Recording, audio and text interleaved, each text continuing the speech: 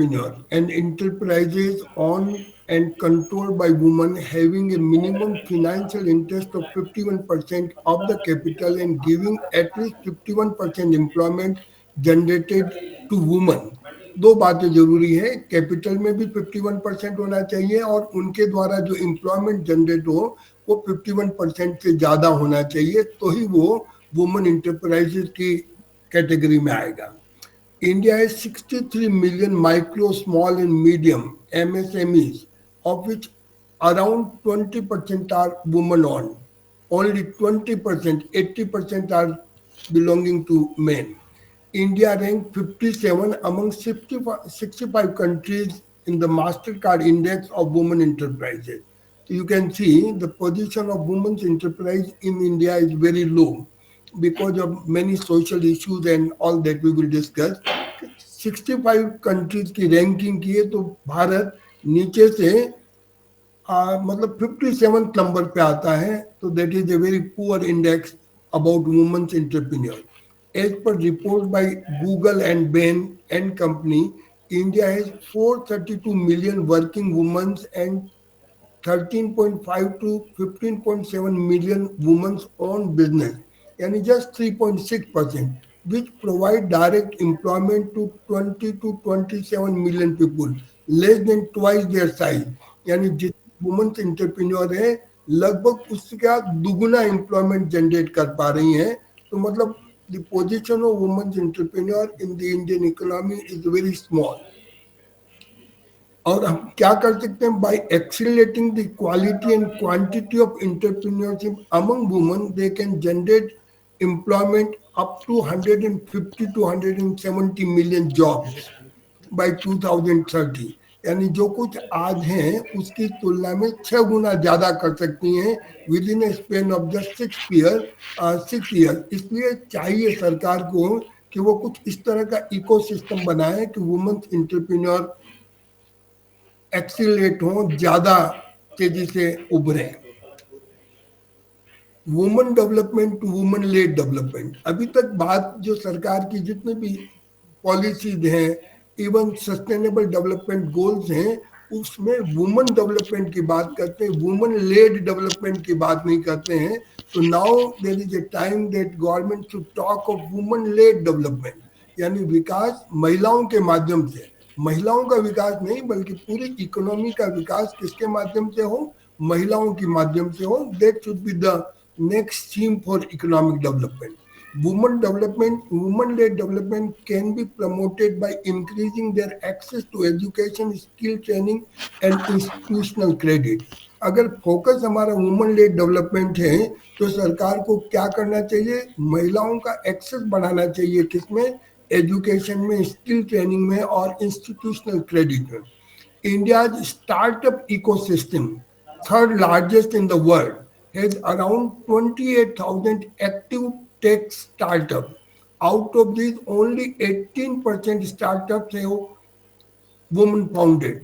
तो एक बहुत बड़ा इकोसिस्टम है स्टार्टअप का और काफी अच्छे बड़े बड़े स्टार्टअप उभरे हैं, लेकिन उसमें भी महिलाओं का रिप्रेजेंटेशन अभी भी केवल 18% है.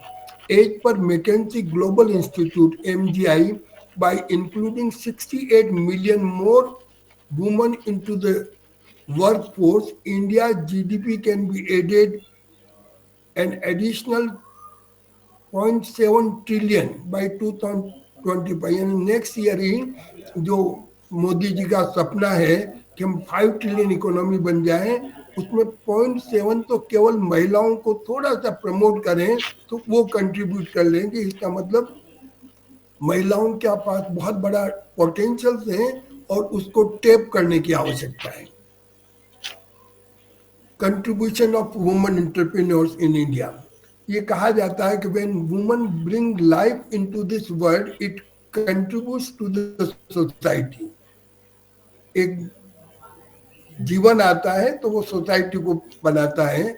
When women entrepreneurs create an enterprise, it generates employment opportunity which ultimately creates wealth. और ये wealth फैमिली की भी है, सोसाइटी की भी है और ओवरऑल देश की भी है. और economics is all about the creation of national wealth. और एडम स्मिथ ने तो लिखा ही है कि वेल्थ ऑफ नेशन. तो वेल्थ कैसे चाहिए? Promote women's entrepreneur, it will create wealth not only for family, not only for the society, but for the nation. And the contribution of women entrepreneurs are a prerequisite for nation building and inclusive growth. जो सरकार पिछले 10 सालों से inclusive growth की बात कर रही है और वो इंक्लूसिव ग्रोथ हो नहीं पा रहा है. अगर इंक्लूसिव ग्रोथ चाहिए तो just promote women entrepreneur, it will create automatically inclusive growth, no need for any separate policy. That is the potentials of the woman entrepreneur. Growth of woman entrepreneur is a tool for socio-economic empowerment. जो government ने कई सारी या sustainable development goals में भी major जो goals हैं they are related to the socio economic upliftment of the weaker section. तो आप तो केवल वुमेन्स एंटरप्रेन्योर को प्रमोट कीजिएगा, सोशियो इकोनॉमिक एम्पावरमेंट अपने आप आ जाएगा. This will help also help in achieving the United Nations sustainable goal. 5वें नंबर का जो गोल है जेंडर इक्वालिटी का, वो ऑटोमेटिकली वुमेन एंटरप्रेन्योर के प्रमोट करने से आ जाएगा. Contribution. Women account for just 17% of GDP in India, less than half the global average. Global average 35% के लगभग है और हमारा जो कंट्रीब्यूशन इन जीडीपी है by the female is just 17%. जो डेफिनेशन है जीडीपी की उस हिसाब से. अदरवाइज कंट्रीब्यूशन ऑफ, यानी अगर आप वर्किंग आवर्स कंपेयर करें find that the working hours of female is much more than the male. लेकिन वो जो most of the activities they are unpaid and they are not counted in the GDP. So if you take the standard definition of GDP, तो अभी जो paid या जिसके बदले पैसा मिलता है उसको भी काउंट करें तो that is just only 17% in the GDP. और according to Anity Dixon, the World Bank Vice President of South Asia, तो ये कहते हैं कि even if half of the Indian women are in the labor force, the annual economic growth could be raised by 1.5 percentage point to about 9. तो अभी जो हम 7.7 और 7.5 पर अटके हैं, अगर हम जितना पोटेंशियल लेबर फोर्स है वुमेन में उसका आधा भी अगर हम वर्किंग में ले आए, उनको घरों से निकाल के काम में ले आए या इकोनॉमी में ले आए, तो हमारी जीडीपी बिना कुछ किए हुए 9% ग्रोथ की हो जाएगी. और जब दुनिया पूरी रिसेशन में है और उस समय अगर हम 9% ग्रोथ का एक ड्रीम खींच ले तो भारत को तीसरी शक्ति बनने में कोई रोक नहीं सकेगा. The World Economic Forum's Global Gender Gap Report 2010 ranks 149 countries on 4 parameters. And what are these 4 parameters? Economic participation and opportunity, educational attainment, health and survival, and political empowerment. ये 4 पर उन्होंने इंडेक्स किए हैं और out of 149 we are at 108th rank. यानी हमारे से 107 countries बेहतर हैं. केवल कुछ ही राष्ट्र ऐसे हैं जो हमारे से नीचे हैं. और हमारी पुअर रैंकिंग का मुख्य रूप से 2 रीजन है कि health and survival and economic participation में India is showing a very poor performance. तो अगर हम हेल्थ और सर्वाइवल और इकोनॉमिक पार्टिसिपेशन में महिलाओं का कंट्रीब्यूशन बढ़ा दें तो हमारी रैंक बहुत अच्छी हो जाएगी. अब हम देखें कि हमारे यहाँ एम्प्लॉयमेंट स्टेटस है कैसा, और ये एनएसओ के डेटा के बेस पे लिया गया है. और वर्किंग एज ग्रुप हमने 15 to 59 ईयर्स माना है. और ये classification is on the basis of usual status of employment. यानी जो हमने बेरोजगारी की डेफिनेशन निकाली उसमें ये कहा है कि साल के अधिकांश दिनों में जो अनएम्प्लॉयमेंट हो उसको हम कहते हैं यूजुअल स्टेटस. और अधिकांश दिनों में काम हो उसको हम क्या कहेंगे? Status of employment. और 2011-12 और 2018-19 को हम कंपेयर करें तो आप देखेंगे कि कैजुअल लेबर 30.3 मेन थे और वुमेन ज़्यादा थे 30.3 से 31. और जस्ट आफ्टर 5-7 ईयर्स ये कैजुअल लेबर मेन का 24.6 हो गया और वुमन का 24.2, यानी दोनों का गिरा, यानी वो कैजुअल लेबर से किसी दूसरी जगह शिफ्ट हुए हैं। और दूसरी जगह कहाँ शिफ्ट हुए, देखिए मेजर कंट्रीब्यूशन कहाँ से आ रहा है, सेल्फ एम्प्लॉयड।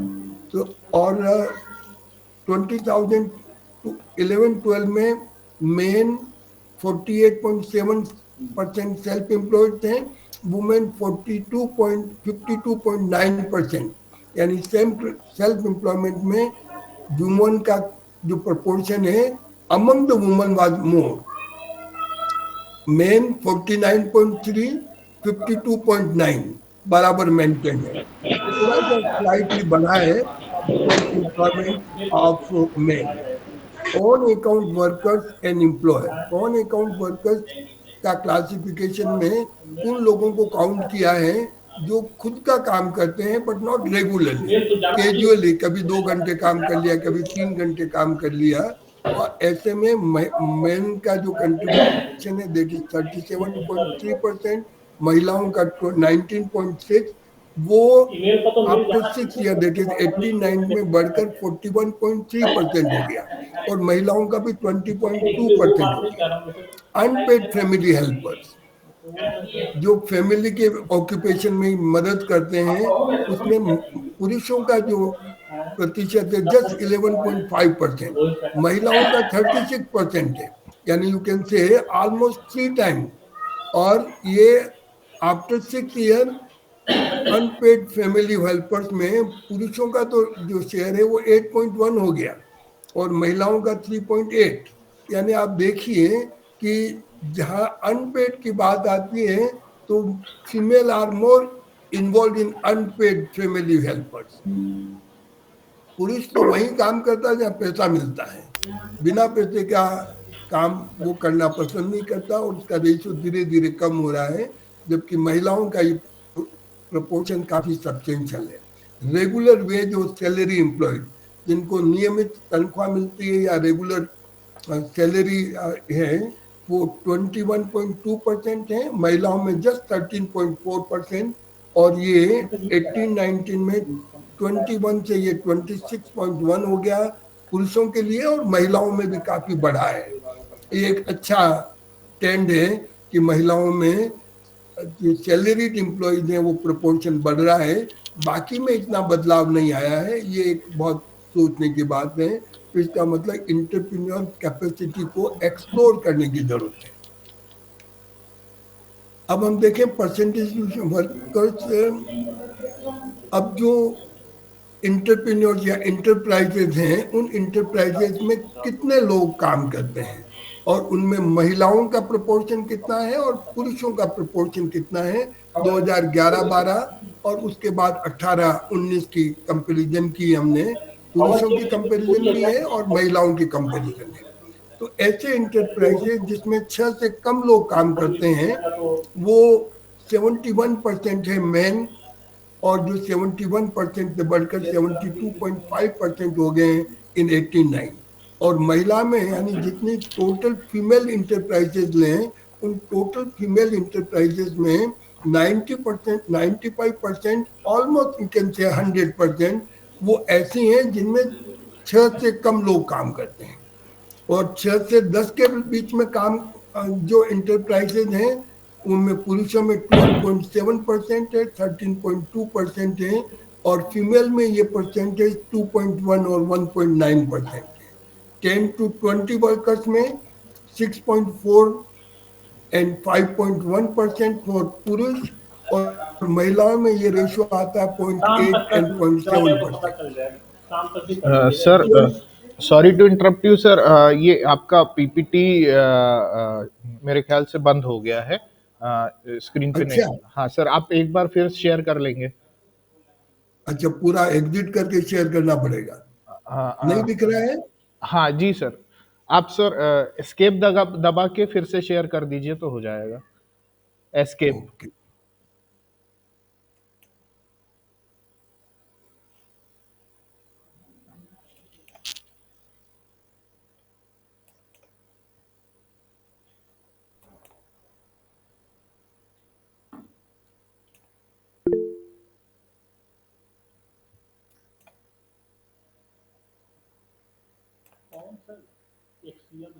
यस सर, आ गया है।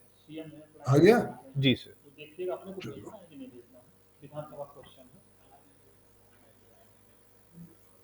मेरे पास नहीं आया है। वो हाँ, हाँ जी सर। एक, हाँ अब आ गया क्या? Yes sir, visible sir. Okay good.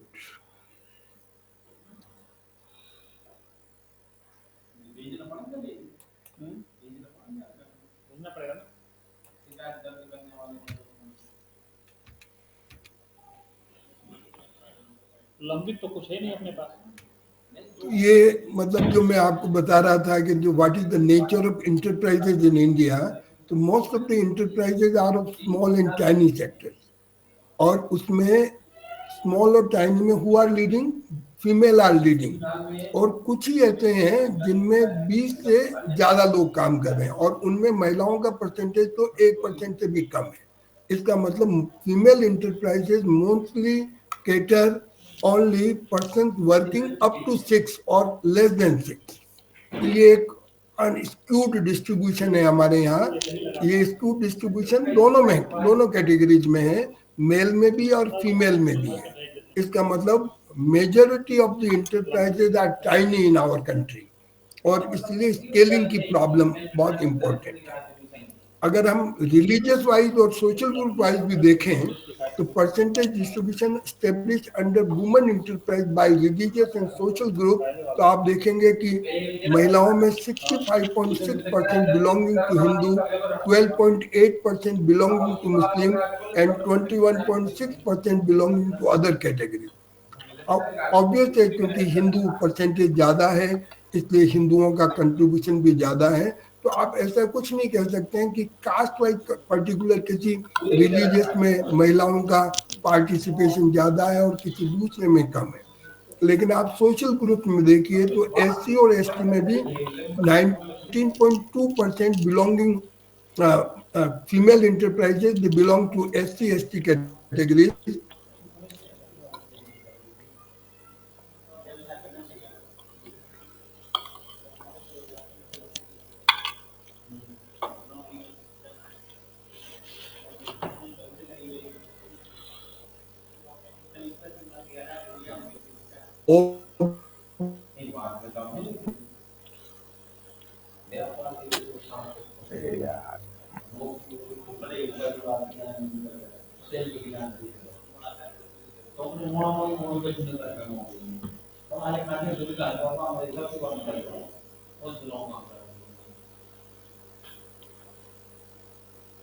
महिलाओं को कई सारे रोल में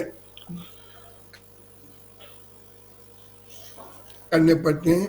she is consider as a home manager and home manager is her basic requirement.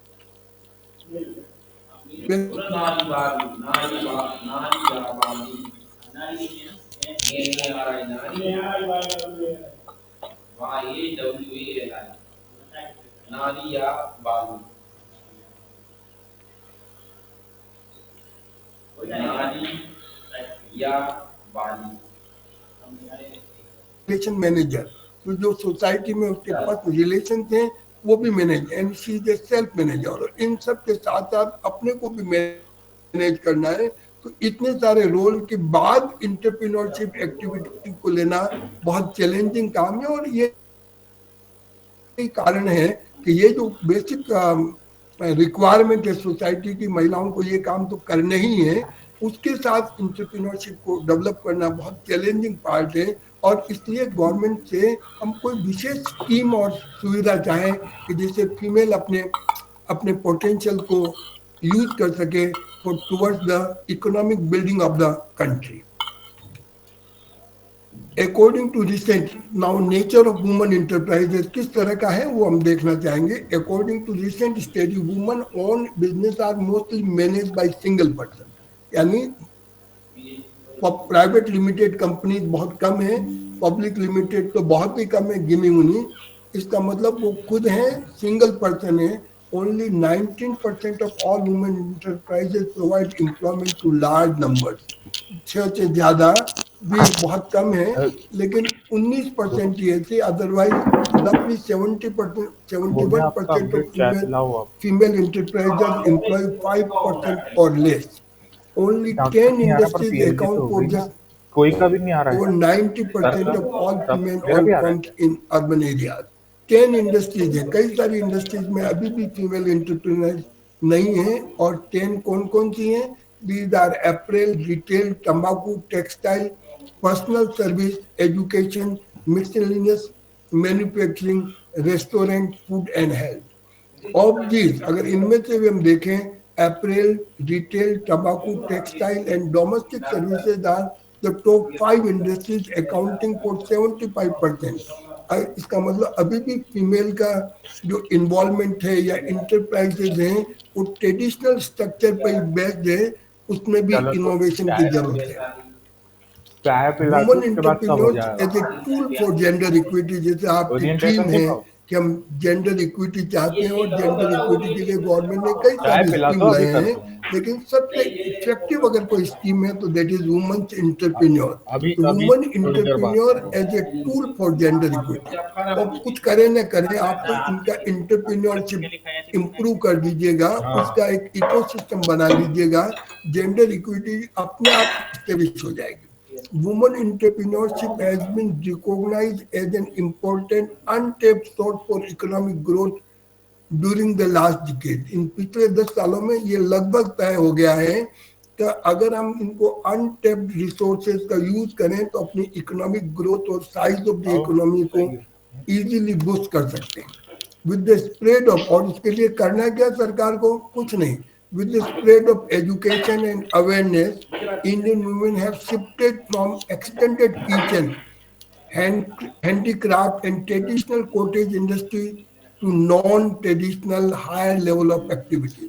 पिछले 10 सालों में एजुकेशन का जो स्प्रेड हुआ है, अवेयरनेस का स्प्रेड हुआ है, उसके कारण शिफ्टेड फ्रॉम दी जो पुरानी ट्रेडिशनल एक्टिविटीज थी उससे higher level of economic activities में वो वुमेन का इन्वॉल्वमेंट दिखने लगा है। The rise of women's empowerment and entrepreneurship in India is a powerful force driving economic growth, social progress and gender equality. ये जो चीजें धीरे धीरे हमारी इनइक्वालिटीज और सोशल प्रोग्रेस और जेंडर इक्वालिटी दिख रही है, या जो हमारा सेक्स रेशियो इंप्रूव हो रहा है, उसके पीछे women entrepreneurs and women empowerment is the most important tool. Now what are the different types of women entrepreneurship? तो एक तो वो है जो एफ्लुएंट एंटरप्रेन्योर्स हैं, यानी जिनके माता पिता बहुत बड़े इंडस्ट्रीज हैं और खूब पैसा है, उनके पास रिसोर्सेज की कमी नहीं है और वो इजीली उनके बिजनेस को टेक ओवर कर लेते हैं।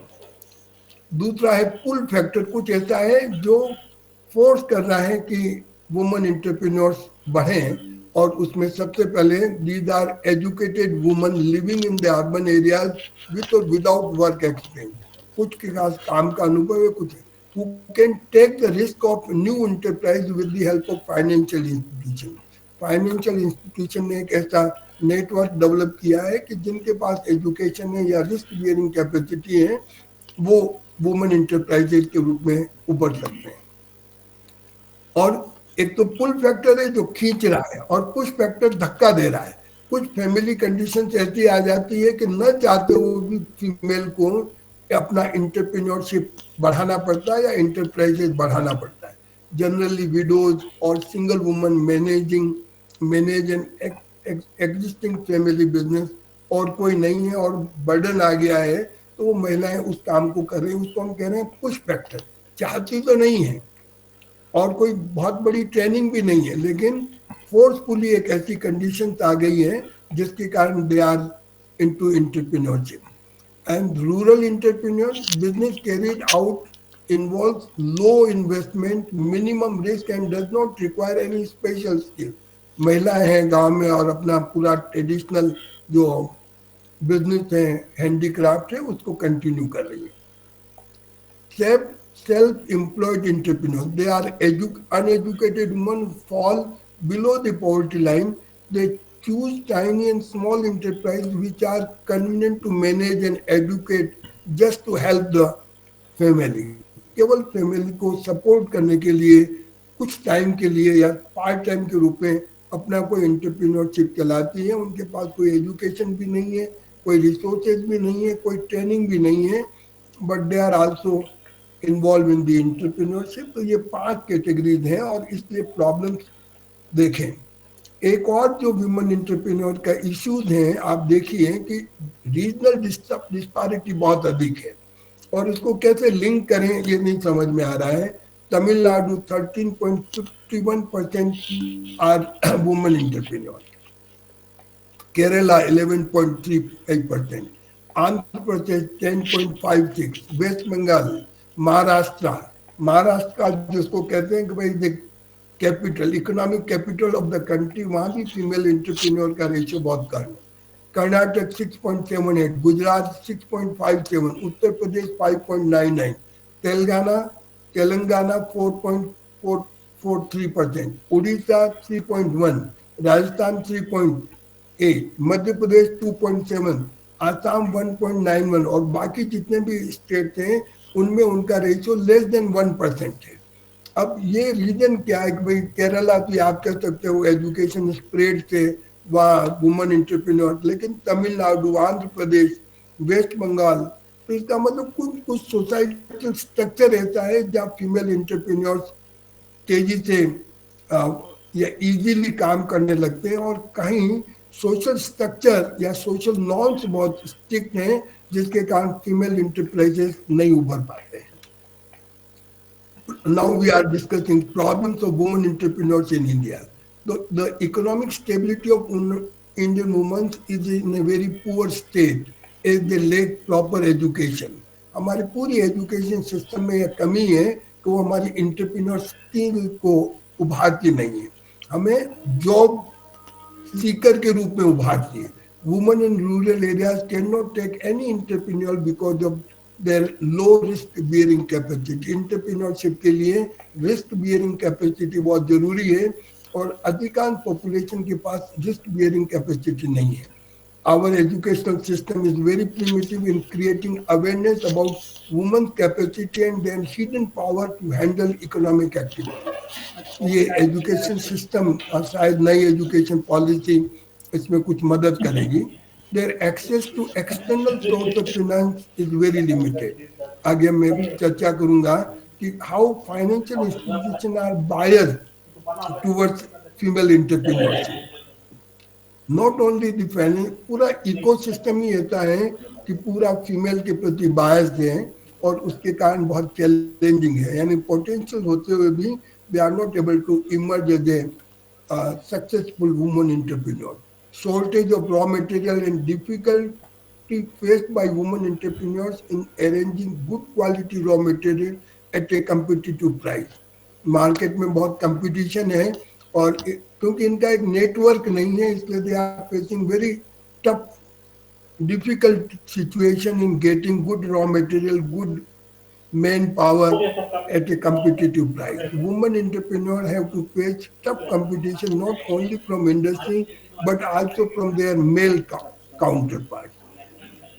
विद इन इंडस्ट्री कंपटीशन तो एक बात है, लेकिन उसको compete करना मेल काउंटर पार्ट से और उसके पास काफी बड़ा इकोसिस्टम है मेल काउंटर पार्ट के पास, उससे compete करना। Illiteracy is the root cause of socio-economic biasness that prevails in the society and that does not lead women to achieve economic independence. Illiteracy, अब तो एजुकेशन में काफी चेंज आ रहा है और इसके कारण हम देखते हैं कि आगे बहुत। अब इंस्टीट्यूशनल बायस की बात करेंगे। Bank and financial institutions do not readily provide credit to the woman enterprise because they doubt the credit worthiness of woman enterprise.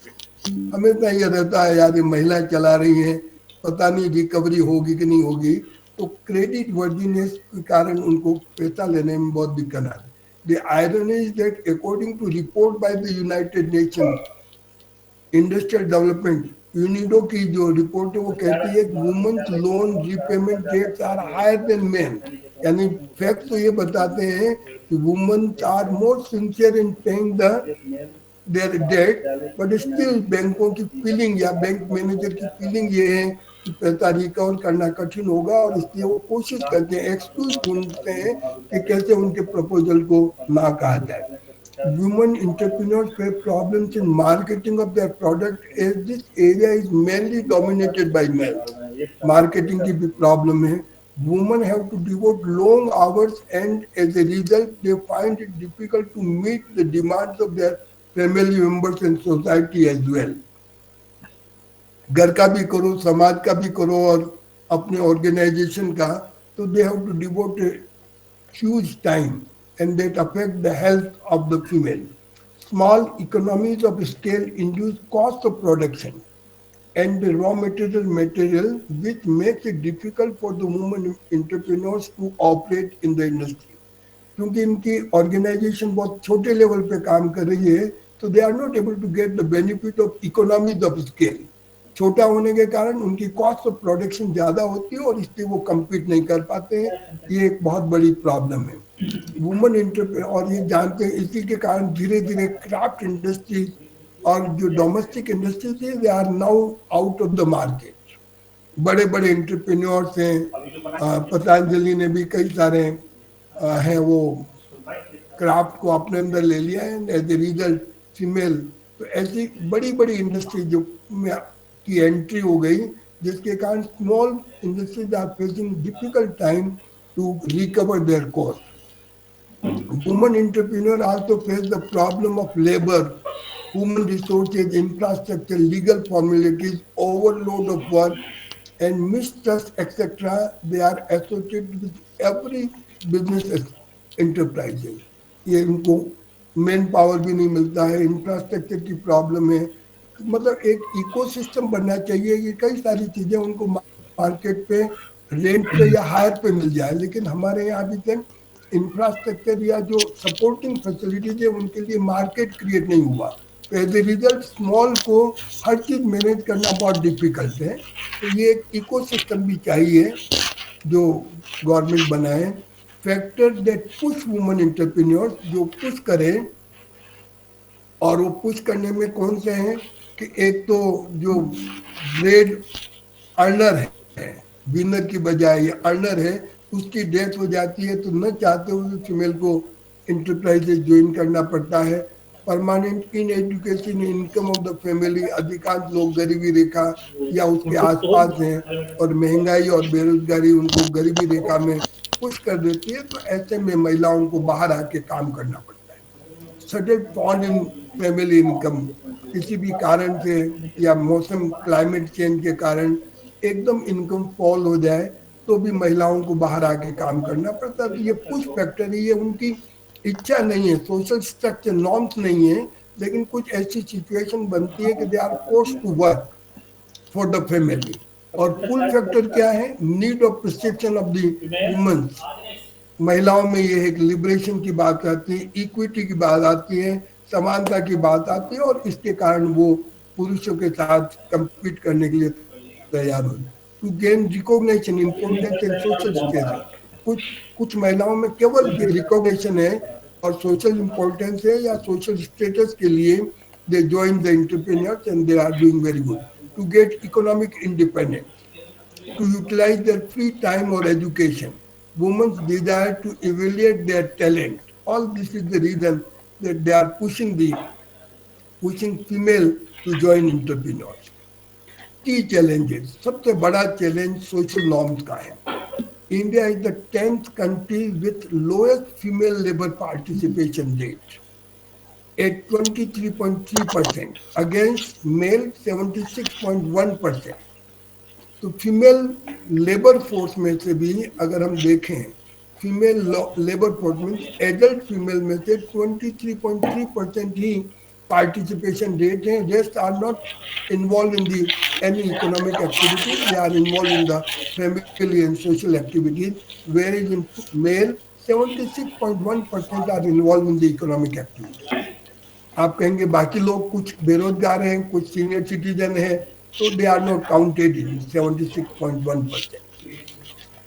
और कुछ लोग, यानी हम यहाँ एज ग्रुप कौन सा ले रहे हैं, 15 to 59, और कुछ लोग तो 24-25 ईयर्स तक पढ़ते रहते हैं, तो they are also not counted. और ये रेशियो दोनों में, मेल में भी और फीमेल में भी काउंटेड। कोई ये नहीं समझ ले कि 76.1% है इसका मतलब इतनी बेरोजगारी, बेरोजगारी नहीं, they are involve in the family activities और in the education. A potential argument of this decline follows the U-shaped hypothesis. ये धीरे धीरे जो फीमेल पार्टिसिपेशन रेट गिर रही है उसका रीजन ये बता रहे हैं कि यू शेप्ड हाइपोथेसिस है। और यू शेप्ड हाइपोथेसिस का मतलब ये है कि एज एजुकेशन अपॉर्चुनिटी बढ़ रही है तो महिलाएं काम की बजाय एजुकेशन को प्रेफर कर रही हैं और दे आर ज्वाइनिंग एजुकेशन, और इसलिए धीरे धीरे ये रेशियो गिर रहा है। और ये जब गिर के कम हो जाएगा उसके बाद जब इनकी एजुकेशन और स्किल ट्रेनिंग हो जाएगी तब ये रेशियो बढ़ेगा। और हो सकता है कि अब हम लोएस्ट यू शेप के लोअर पॉइंट पे आ गए हैं और now any effort by the government will increase the female participation rate. Increasing women's literacy rate certainly signals empowerment, but only if they are able to seize economic opportunities after the education. Their likely male, their like their male encounter, then only we can expect that there is real economic empowerment.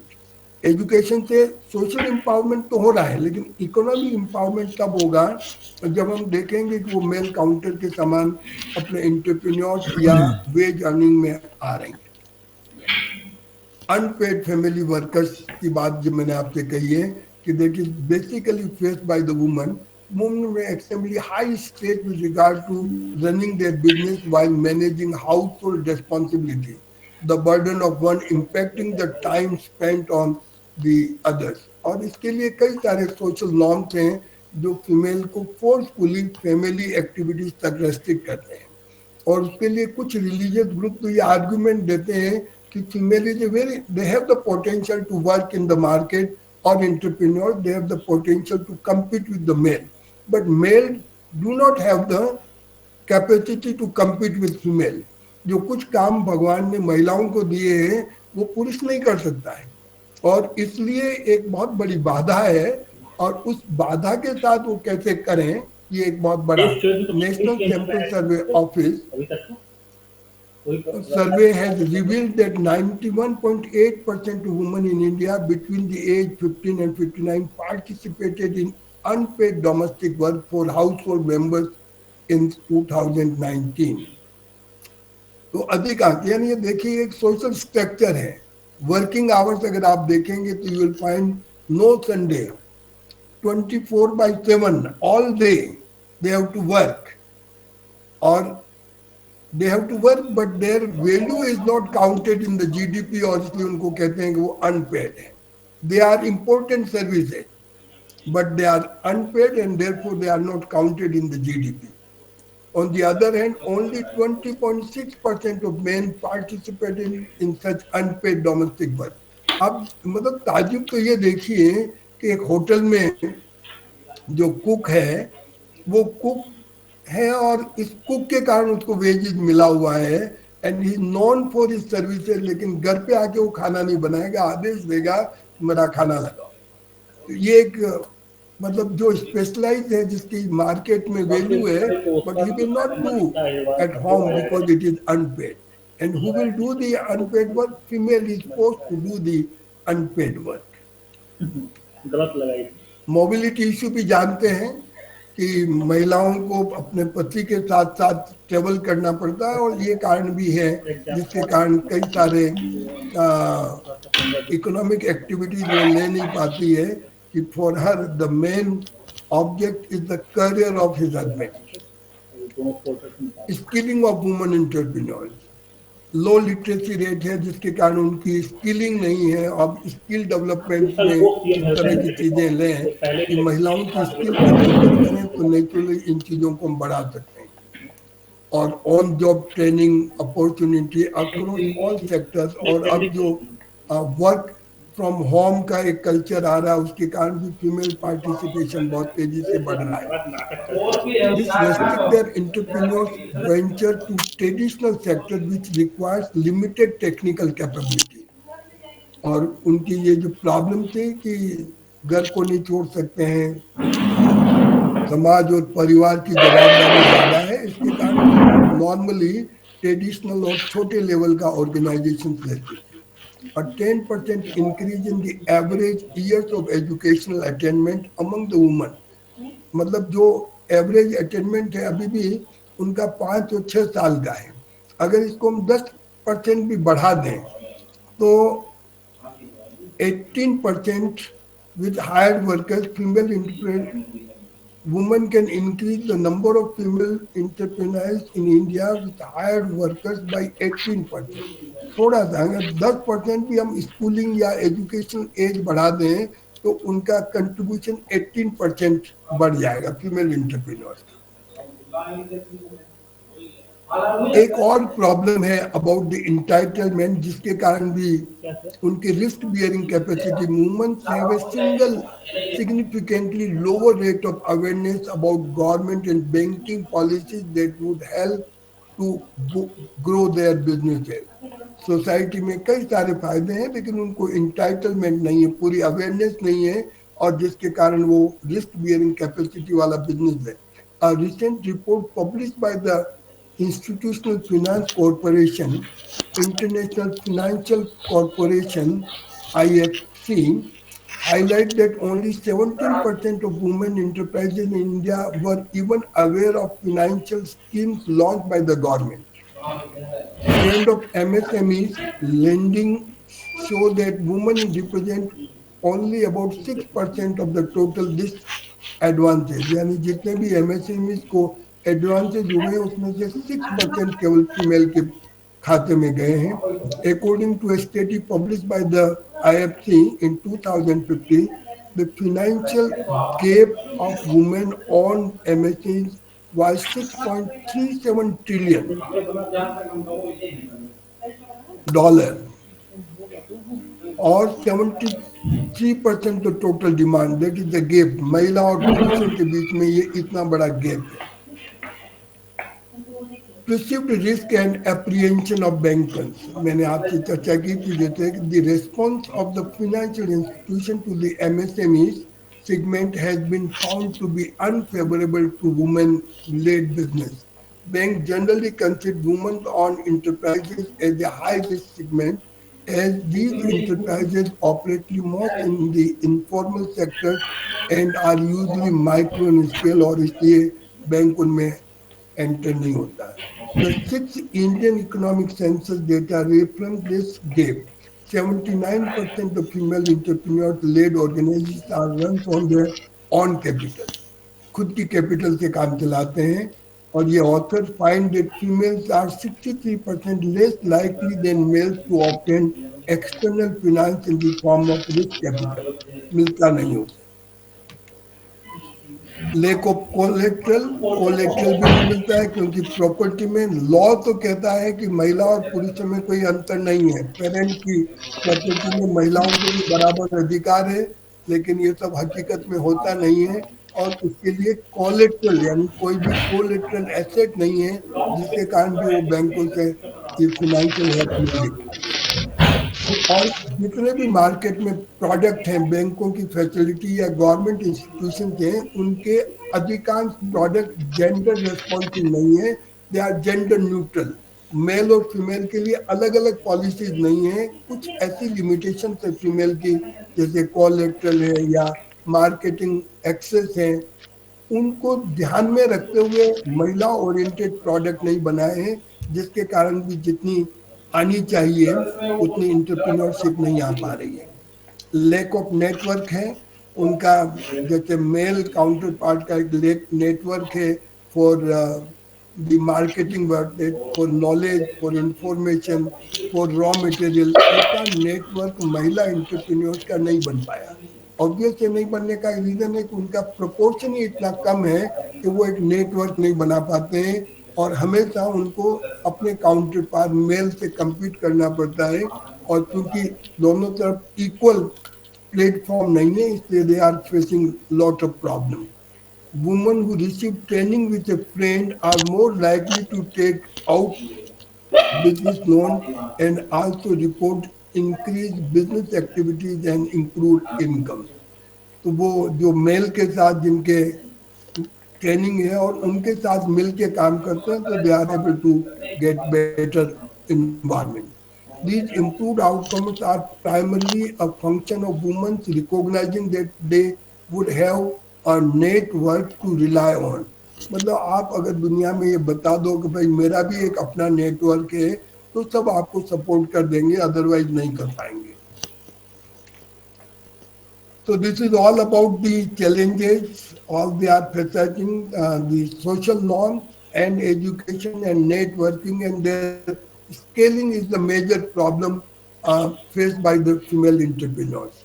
So Ankit, this is all about my side. If there are any question, I will be happy to respond. Thank you so much sir. Participants, अगर आपके कोई questions है तो आप अपने आप को unmute करके पूछ सकते हैं. जैसे यहाँ पर दिव्यांशी ने कुछ पॉइंट लिखा है. If you want to ask please.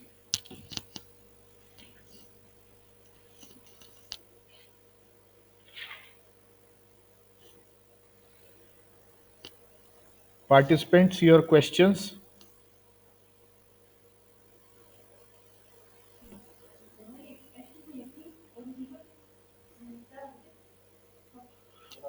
Alright sir, आपका इतना महत्वपूर्ण और इतना इन्फॉर्मेटिव लेक्चर था कि शायद हमारे जो पार्टिसिपेंट्स हैं उनके पास ज़्यादा प्रश्न नहीं है आपसे पूछने के लिए. सारी चीज़ें लगभग क्लियर ही हो गई होंगी.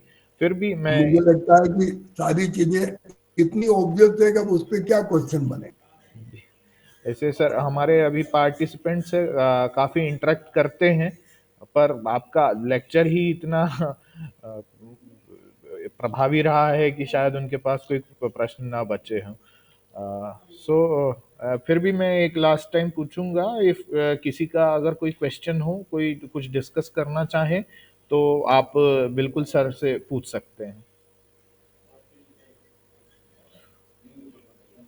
Thank you. नो सर आ रहा है. जी जी. So sir, thank you very much sir. आपने इतना हमारे छोटे से महाविद्यालय के लिए समय निकाला, और मुझे उम्मीद है सर कि भविष्य में भी आप हमारे लिए थोड़ा समय और निकालेंगे.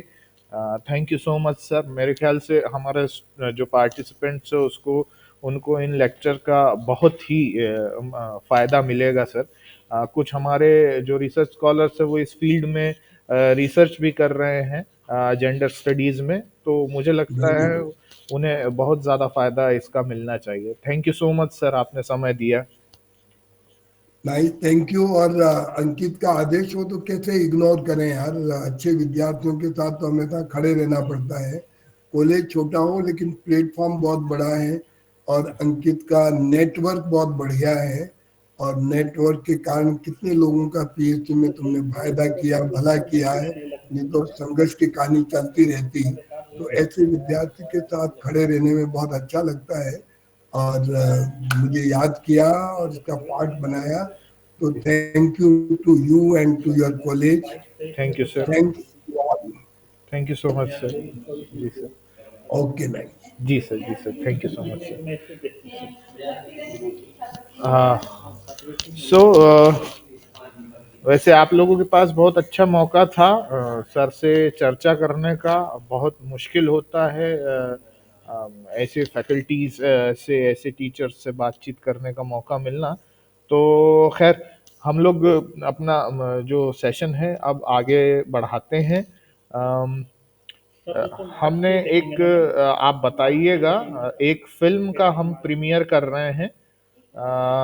प्रीमियर क्या कर रहे हैं, आपके सामने शो कर रहे हैं वो फिल्म. मैं अपनी स्क्रीन शेयर कर रहा हूँ आप सभी के साथ में. तो आप मुझे बताइएगा वेदर साउंड आ रहा है या नहीं आ रहा है. Please just 1 minute.